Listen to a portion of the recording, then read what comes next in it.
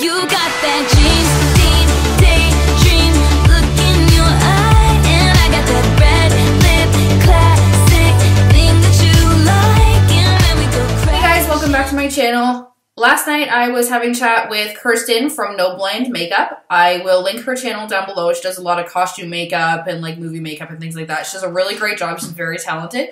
She is based out of Florida, and I was watching her Queen of the Dam video last night, and the eye look that was with the whole like necklace painted on and the headpiece that she had painted on, I really loved. It was like a big double winged eyeliner, kind of like what I have right now. So she suggested I try it and wear it to work today, which that's fine, I don't mind. But she wanted me to Instagram it to her this morning. So Kirsten, I thought I'd do you one better, and I actually just went and filmed the Get Ready With Me. I'm going to do a talk through, so hopefully you like it. I didn't practice like I said I was going to. I just went right ahead and just winged it. So if you want to know how to get this look, please keep watching. So I'm just going to start off by priming my face. I'm going to use the Master Prime by Maybelline, the Blur and Smooth, and put that all over everywhere. Above my forehead. I'm just going to make sure it's all rubbed in. And then I'm going to point out a nasty, nasty zit. Next, I'm going to use the Becca Concealer in Banana to cover up said nasty zit. And I'm going to use a Sigma Flat Top Kabuki. It's like a baby concealer precision brush. So I just put that all over any red spots I have because I have a lot of red on my face. And we're just going to make sure that's all blended in.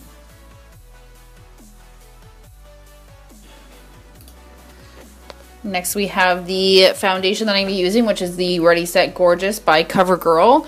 I'm just testing this one out. I'm not really sure how I feel about it yet. And I'm going to be applying that with the Sigma F80 Flat Top Kabuki. This is by far the best brush for foundation I've ever come up with or ever used. I prefer this over the Beauty Blender. I prefer this over everything.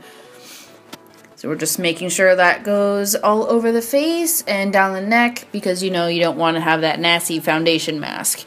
I find it does help with this foundation to kind of press it into the skin a little bit as well. And my forehead is always dry, so I try not to press it in too much because I find it gets a little cakey sometimes. Over the eyes, so it's all even. Next, we're going to move on to concealer. So this is just my under eye concealer. This is a Very Rude mug. So my concealer is the Fit Me Concealer, I believe in Sand. I just put this under my eyes and blend it with a damp beauty blender. And blend, blend, blend, blend, blend, blend, blend, blend, blend, blend, blend, blend, blend, blend. I actually make that noise. It sounds like an outboard motor.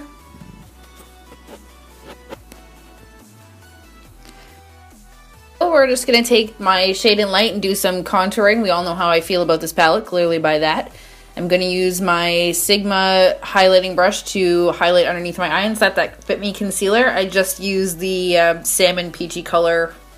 I don't really know what to call it in the contour. Next, I'm just going to set my whole face with my L'Oreal True Match Mineral Powder. This is in my Project Pan video. I'm trying real hard to get rid of it. I just put this all over my face and make sure that everything is even so I can do some lovely contouring for everyone. Everyone loves contour.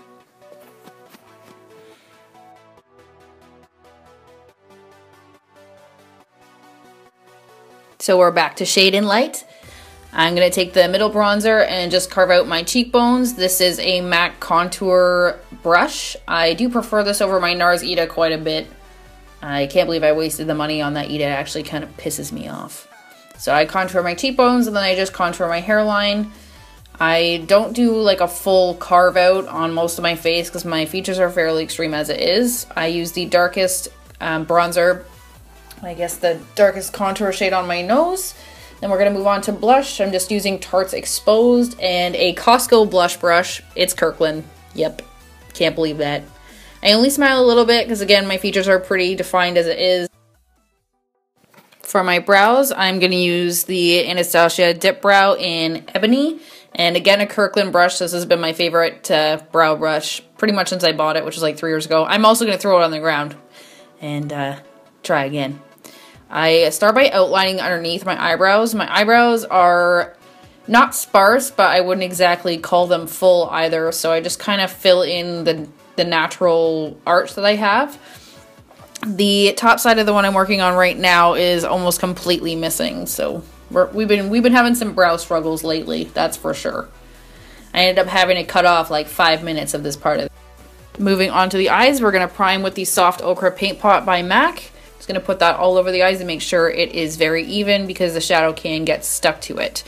We are going to do both eyes and then start using the Too Faced Everything Nice palette from my Palette Per Week challenge this week.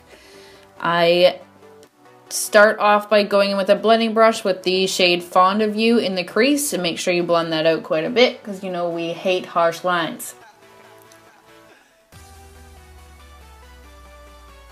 Just gonna get that done on both lids, and sometimes I don't realize how much I actually blend until I watch my own videos back.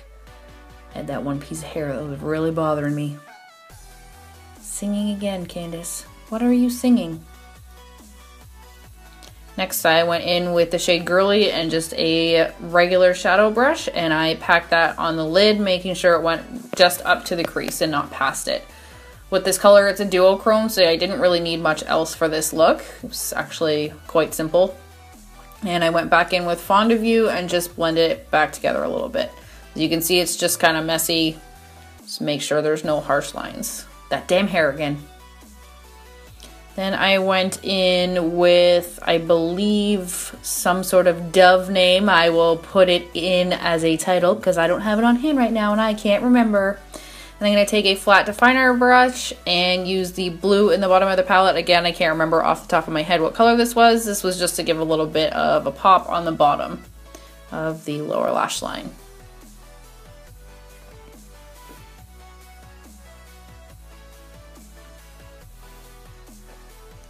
Gonna get messy with the liner soon. I'm using Kat Von D's tattoo liner for this. I started out just defining the lid and then I draw the wing on after.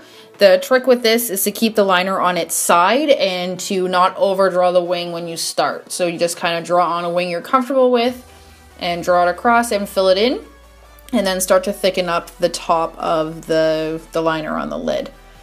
I only do one eye on camera because the other eye is very difficult to do and have you be able to see it, so I didn't even bother putting it in. But I literally do the exact same thing on the other side.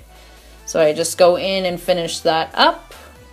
And now we're going to draw on the second part of the wing. So I just went underneath the original wing and just drag it out slightly past where that one was. I needed to make it kind of wearable. I am in a business professional type of job, but I work with the general public, so I'm lucky that way.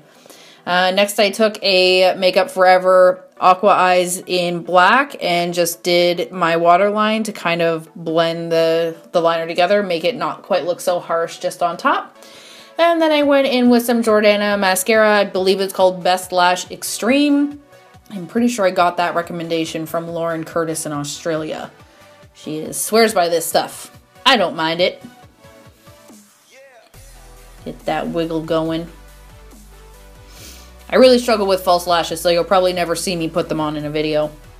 Finally, we're going to go in with Gerard Cosmetics 1995. And we're just going to toss that on over, which I've already done off camera, an Electra MAC Pro Longwear lip liner. My brain stopped working for a second.